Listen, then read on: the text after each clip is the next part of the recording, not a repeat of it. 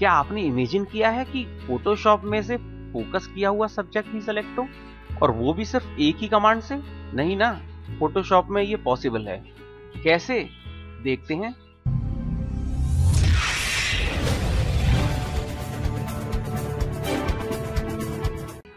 आज हम जानेंगे फोटोशॉप सीसी 2014 में रिलीज हुए एक नए फीचर को, जिसको बोलते हैं focus area selection. Focus area selection Photoshop CC 2014 की नए रिलीज में इंट्रोड्यूस हुआ है।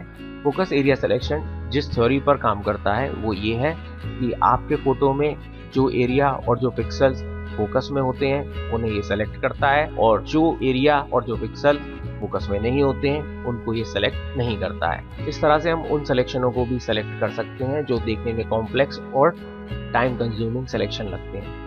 बड़ा ही इंटरेस्टिंग सिलेक्शन है ये, देखेंगे किस तरह से काम करता है। मेरे पास कुछ फोटो हैं जिसमें कुछ एरिया फोकस में है और कुछ आउट ऑफ फोकस में है। जैसे कि आप इसमें देख रहे हैं, इस फोटो के अंदर ये सब्जेक्ट जो है फोकस में है और बाकी का जो बैकग्राउंड है वो आउट ऑफ फोकस है। कुछ इसी तरह से इस सब्जेक्ट में देखेंगे कि आपके सामने ये जो एरिया है ये फोकस में है और बाकी की सारी चीजें आउट ऑफ फोकस है। कुछ इस तरह से यहाँ पर भी ये ऑब्जेक्ट फोकस में है और पीछे वाला जो बैकग्राउंड है वो आउट ऑफ फोकस है। देखिए कि फोकस एरिया सिलेक्शन टूल किस तरह से काम करता है। सबसे पहले शुरुआत करते हैं सबसे इजी सिलेक्शंस के ऊपर, जो ये सिलेक्शन है। आपको करना ये है कि आपको सेलेक्ट मेन्यू में जाना है। सेलेक्ट मेन्यू में जाने के बाद आपको ये ऑप्शन पे क्लिक करना है और यहाँ है आपकी फोकस एरिया कमांड। तो आप जैसे ही इसको क्लिक करेंगे एक डायलॉग बॉक्स के साथ साथ यहाँ प्रोसेस होना शुरू हो जाएगा और उसके बाद ये आपके सामने रिजल्ट निकल कर आता है। देखिए इसने बिल्कुल अपने आप ऑटोमेटिकली वो पिक्सल सेलेक्ट कर ली हैं जो फोकस में है और उन पिक्सलों को छोड़ दिया है जो आउट ऑफ फोकस है।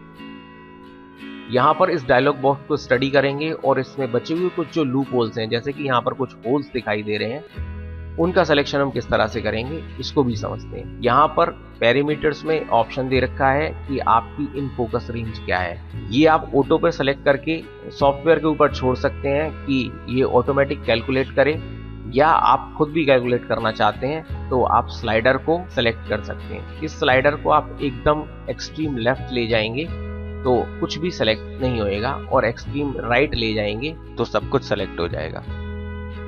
हमको स्लाइडर को उसके बीच में कहीं रखना है जहां पर हमको डिजायर रिजल्ट मिल सके। तो हम धीरे धीरे से इस तरह से आगे बढ़ेंगे।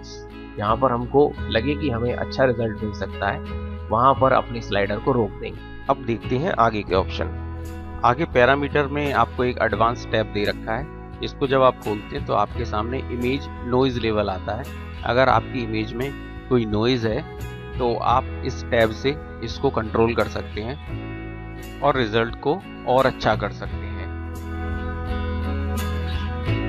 ऊपर व्यू मोड में आपको वही प्रीव्यू ऑप्शन दे रखे हैं जैसा आप रिफाइन एजेस में देखते हैं। आप अपने सिलेक्शन को नीचे दिए गए 7 व्यू में से किसी में भी प्रीव्यू करके देख सकते हैं। आप सिलेक्शन को चाहे तो ब्लैक में देखें, चाहे सिलेक्शन में देखें यानी मार्चिंग आर्ट में वाइट बैकग्राउंड पर, ब्लैक बैकग्राउंड पर और ब्लैक एंड वाइट यानी मास्क बैकग्राउंड पर भी इसे देख सकता हूं। जब मैं इसे ब्लैक एंड वाइट बैकग्राउंड पर देखता हूं तो मुझे लगता है कुछ एरिया सिलेक्शन से छूटे रह गए हैं। इन एरियाओं को सेलेक्ट करने के लिए यहाँ पर 2 ब्रश दे रखे हैं, ऐड और सबट्रैक्ट। जब मैं ऐड वाले ब्रश पर क्लिक करता हूं तो मैं वो एरिया सेलेक्ट कर सकता हूं जो सिलेक्शन करने से रह गया है।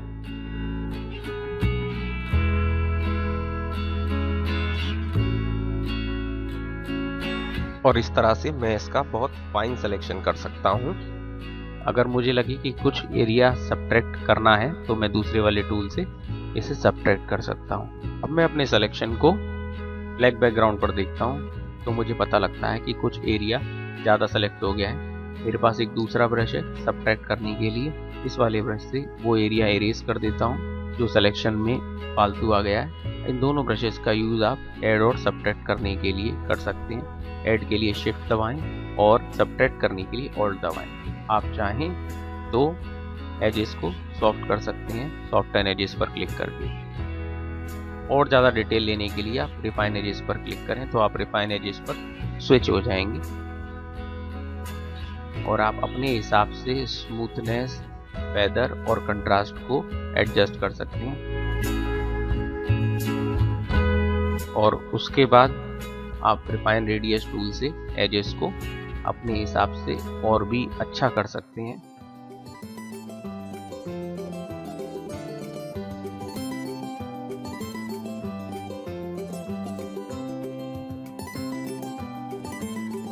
और ये देखिए एक बहुत अच्छा और बहुत फास्ट सिलेक्शन आपके सामने आ गया है। तो फोकस एरिया टूल से बड़े स्मार्टली सिलेक्शन कर सकते हैं। इस कमांड को और इमेजेस पर भी ट्राई करके देखेंगे कि क्या वहां पर भी इसी तरह से ये काम कर पाता है या नहीं। तो स्विच ऑन करते हैं दूसरी इमेज पर और इसी प्रोसेस को दोबारा से करते हैं।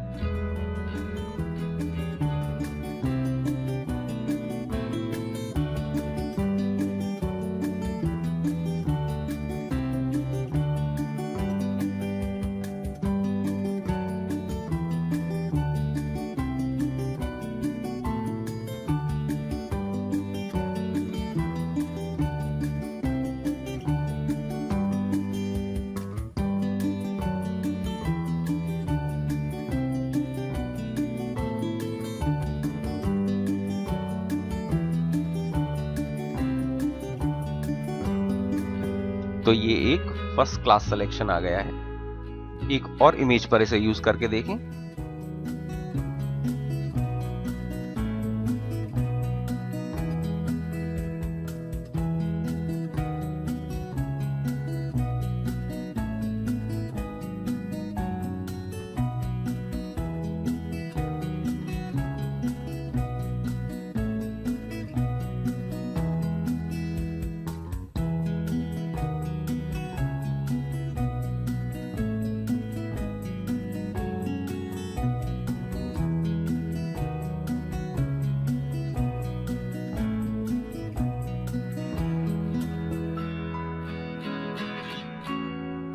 तो आज हमने देखा फोटोशॉप सीसी के इस नए ऑप्शन से यानी फोकस एरिया सिलेक्शन से बिल्कुल नए तरीके से इनोवेटिव सिलेक्शन कर सकते हैं। तीनों रिजल्ट आपके सामने हैं, आप जज कर सकते हैं कि किस तरह से हमने इसको सेलेक्ट किया है। तो सिलेक्शन करते रहिए और देखते रहिए। दोस्तों, अगर आपको ये मेरा वीडियो पसंद आया हो तो जरूर लाइक करें, शेयर करें और सब्सक्राइब करें। आप मुझे फेसबुक पर भी फॉलो कर सकते हैं इस लिंक पर। Till then keep watching and keep sharing. Thank you.